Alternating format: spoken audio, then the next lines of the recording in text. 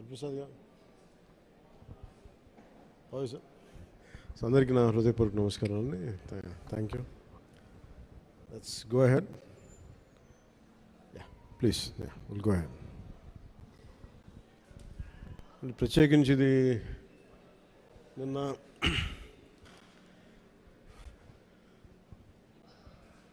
Post Janasena party నడుపుతున్నప్పుడు start చేసిన సినిమాలు ఇవన్నీ. వాటి నేపథ్యంలో ఎలక్షన్స్ అయిన తర్వాత పదవి బాధ్యతలు తీసుకున్న తర్వాత గవర్నమెంట్లో భాగస్వామ్యం తీసుకున్న తర్వాత చాలా కొంచెం ప్రత్యేక పరిస్థితుల్లో సినిమా చేయడం జరిగింది. సో ఈ సమావేశానికి వచ్చేసిన మీ అందరికీ పేరు పేరున నా హృదయపూర్వక ధన్యవాదాలు. సో మీరు అడగదలుచుకుంది ఏంటంటే మన ప్రింట్ మీడియా నుంచి కాబట్టి మీరు మాట్లాడండి సార్. Please ask. మీరు మాట్లాడతారా? సనాతన ధర్మానికి సినిమాకి సంబంధం ఉంది కదా సార్. మీరు ఎప్పటి నుంచో ఈ మధ్య సనాతన ధర్మాన్ని అంటే ఇదేంటంటే మెయిన్గా ఇందాక అందరికీ ఇంటర్వ్యూస్లో అదే చెప్తున్నాను. ఇది ఆంధ్రప్రదేశ్కి చాలా కీలకమైనది అది ఈ పర్టికులర్ సినిమా. ఎందుకంటే కోహినూర్ డైమండ్ ప్రపంచవ్యాప్తంగా ప్రసిద్ధి. దాని చుట్టూ దాని రక్త చరిత్ర కూడా తెలుసు. అలాంటి కోహినూర్ డైమండ్ మన విజయవాడ కృష్ణానది తీరం దగ్గర మనకున్న కొల్లూరు ఒకప్పుడు వజ్రాల గనులు ఉన్నాయి, అక్కడ దొరికిన వజ్రం. అలాగే మన మచిలీపట్నం విపరీతమైన అంతర్జాతీయ స్థాయిలో ఎక్స్పోర్ట్ ఇంపోర్ట్కి లావాదేవీలకి చాలా నిలయం అది. సో అలాంటి చోట జరిగే కదా ఇక్కడ జరిగిన ఈ కోహినూర్ వజ్రం వెళ్ళి ఫైనల్గా కులీ కుతుబ్ షా నుంచి మొఘల్ ఎంపరర్ దాకా వెళ్ళి మొఘల్స్ పాలనలో దట్టు ప్రత్యేకించి ఒక నియంతగా ఉన్న సొంత తమ్ముడిని కూడా సొంత అన్నయ్యని కూడా చంపి దారా సిక్కుని చంపేసిన ఔరంగజేబ్, తండ్రిని ఖైదులో పెట్టించిన ఔరంగజేబ్, అలాగే హిందువుగా బతకాలి అంటే పన్ను కట్టాల్సిన సమయం, అలాంటి పరిస్థితుల్లో తీసుకొచ్చి దేవాలయాలు కూల్చేసిన ఔరంగజేబ్, అలాంటి ఔరంగజేబ్ ఆసీనుడైన ఆసనం మీద నెమలి సింహాసనం మీద ఉన్న కోహినూర్ని హీరో పాత్ర ఇవ్వబడుతుంది. అది తీసుకురమ్మని అది అసైన్ చేయబడతారు. సో అది నాకు ఇంట్రెస్టింగ్ అనిపించి సినిమాని ఒప్పుకోవడం జరిగింది. ఇది దాదాపు 3-4 సంవత్సరాలు క్లోజ్ టు 5 years పట్టింది. 2 కరోనా వేవ్స్ బాగా ఇబ్బంది పెట్టినాయి. ఫైనల్గా వచ్చేటప్పటికి మన మ్యాన్ మేడ్ డిజాస్టర్ గత ప్రభుత్వం చేసిన సమయంలో కరెక్ట్గా సినిమా చేద్దాం అనుకున్న సమయంలో చంద్రబాబు గారిని చేసేయడం, నన్నేమో వైజాగ్లో ఇబ్బందులు పెట్టేయటం, వీటన్నిటిలో చాలా డిఫికల్టీస్ వచ్చింది సినిమా పూర్తి చేయడానికి. ఫైనల్గా గవర్నమెంట్ మారిన తర్వాత చేద్దాం అనుకుంటే చేసే టైంకి అడ్మినిస్ట్రేషన్ 6 months తర్వాత కరెక్ట్ ఇక్కడ ఈ ఆఫీస్కి ఈ క్యాంప్ ఆఫీస్ కొత్తపేట దూరంలో ఉన్న ఈ మిడ్ వ్యాలీ ఏరియాలో సెట్ చేసి రోజుకి కుదిరినప్పుడల్లా 7 to 9 మార్నింగ్ షూటింగ్ చేస్తాం. ఎప్పుడన్నా సండేస్ కుదిరితే ఒక రోజు ఒక 9 గంటలు చేయటం అలా జరిగింది. సో ఫైనల్గా సినిమా ఫినిష్ పూర్తయింది. ఈ kind of action adventure,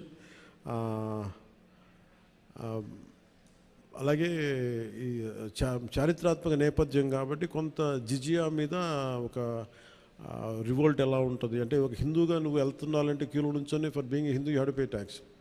so అలాంటి ఇంట్రెస్టింగ్ ఎలిమెంట్స్ ఉన్నాయి. And it's more of a wholesome entertainer తప్ప దీంట్లో ఏ విధంగా పొలిటికలైజ్ అనేది ఏముండదు. ఇట్స్ ఫ్యామిలీ ఎంటర్టైనర్ కాదు. ఇది నేను చేయటం వల్ల దీనికి ఇంకేదైనా రంగులు ఆపాదించబడతాయో నాకు తెలియదు కానీ బట్ నేను మటుకు సినిమా చేసినప్పుడు it is beyond politics.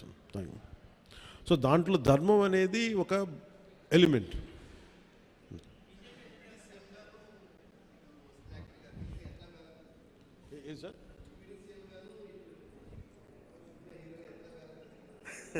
Quiet challenge.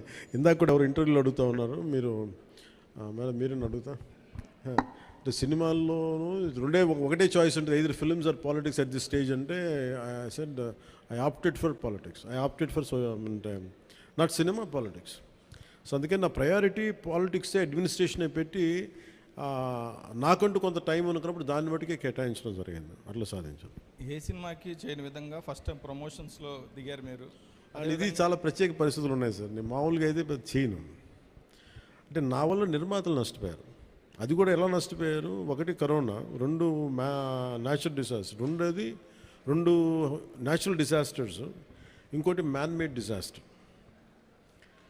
Administration disorder, ఇక్కడ పొలిటికల్ ఇది ఇక్కడ. సో మూడిటికి నిర్మాతలు బలైపోయారు. సో దానికి నేను ఒక నైతిక బాధ్యత వహించి లేట్ అయిపోయిన సినిమాని ప్రమోట్ చేయాల్సిన బాధ్యత నా మీద ఉంది. అంతేగాని ఎందుకంటే నాకు రెమ్యునేషన్ కూడా దీనికేమి అదే ఇంకా రేపు పొద్దున హిట్ అయితే నాకు తెలియదు. కానీ సో అలాంటి పరిస్థితుల్లో రిలీజ్ చేశాను. ఎందుకంటే ముందు సినిమా ఆడాలి, సినిమా రిలీజ్ అవ్వాలి, నిర్మాత బయటపడాలి అన్న సదుద్దేశం. అది కూడా ఏంటంటే నేను పాలిటిక్స్లో ఉండటం, గత ప్రభుత్వం చేసిన మ్యాన్ మేడ్ డిజాస్టర్స్, వీటన్నిటి వల్ల నలిగిపోయిన దానికి బలైపోయి నేను పాలిటిక్స్లో ఉన్నాను కాబట్టి బలైపోయారు కదా, ఇబ్బందులు పడ్డారు నిర్మాతలు. అందుకని వారందరి తరపున నేను ఈ కనీసం ఈ ప్రమోషన్ చేయడం అనేది చాలా ఎసెన్షియల్ డ్యూటీ అనిపించింది నాకు. అంతమించి మామూలుగా అంత అవసరం ఉండేది కాదేమో. సార్ ఆ సినిమా తీసేటప్పుడు కొంత ఇబ్బందులు కూడా పడ్డట్టున్నారు మీరు. ఏంటి సార్? ఆ సినిమా తీసేటప్పుడు కొంత ఇబ్బందులు కూడా పడ్డట్టున్నారు, సమ్మర్లో కానీ నైట్ టైంలో షూటింగ్ చేయటం కానీ. అంటే ఎలా అంటే నేను అంటే ఇక్కడికి వెళ్ళి వైజాగ్లో అరెస్ట్ అయ్యి మళ్ళీ వచ్చి 4 రోజుల తర్వాత మళ్ళీ ఇలా చేశాను. అంటే అరెస్ట్ అంటే చూశారు కదా ఎలా పెట్టారు. అట్లాంటి పరిస్థితుల్లో మండుటెన్లో కానీ అంటే ఒక that's part and parcel, there is no complaint about it. నాకేమనిపించిందంటే ఈ ఇబ్బందులు పడటం ఒకటిను, పార్టీని నడుపుతా ఏమాత్రం హోప్లెస్ పొలిటికల్ సిచ్యువేషన్లో ఉండి సినిమాలు చేస్తా 10 రూపాయలకి 15 రూపాయలకి టికెట్లు ఏదైనా రిలీజ్ అయితే ఇబ్బందులు పెడతా, నాకు వీటన్నిటికీ దాటి అధిగమించి ఇక్కడ దాకా రావడం చాలా పెద్ద విజయం అనిపించింది. సో టఫ్ సిచ్యువేషన్ ఇక్కడ దాకా వచ్చి I'm grateful for the producers.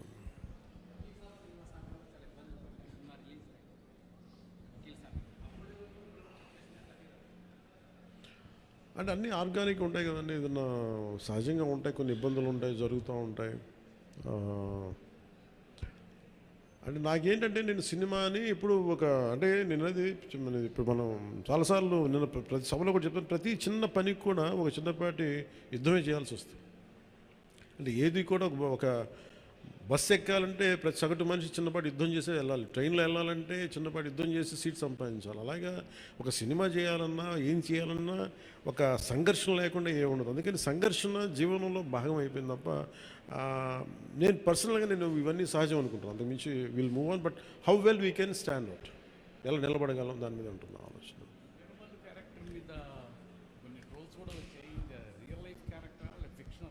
ఇది ఫిక్షన్ క్యారెక్టర్స్, అసలు వాళ్ళు ఎవరో మాట్లాడారు, నా దృష్టికి తీసుకొచ్చారు కానీ అసలు సంబంధం లేదు. అది సర్వాయి పాపన్న గౌడ్ అని చెప్పి అసలు సంబంధం లేదు, దానికి దీనికి అస్సలు సంబంధం. ఇది ఒక ఒక హై కాన్సెప్ట్. ఒకవేళ కోహినూర్ డైమండ్ని తీసుకొస్తే ఉంటుంది, దాన్ని కొర్లు మన ఈ మచిలీపట్నం పరిసర ప్రాంతాల్లో పెరిగే ఇలాంటి వాతావరణంలో పెరిగిన ఒకడికి ఈ బాధ్యత తప్పు చెప్తే నిజాం నవాబు ఎలా ఉండొచ్చు, ఈ high concept.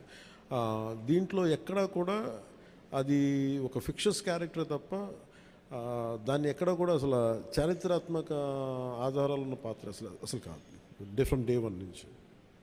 It's very quite created character.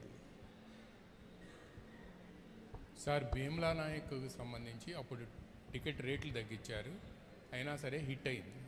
కానీ ఇప్పుడు టికెట్ రేట్లు పెంచారు. అంటే ఆ రోజు టికెట్లు రేట్లు తగ్గిస్తే నిరుత్సాహపడాల, ఈరోజు టికెట్ రేట్లు పెరిగితే కూడా ఆనందించట్ల.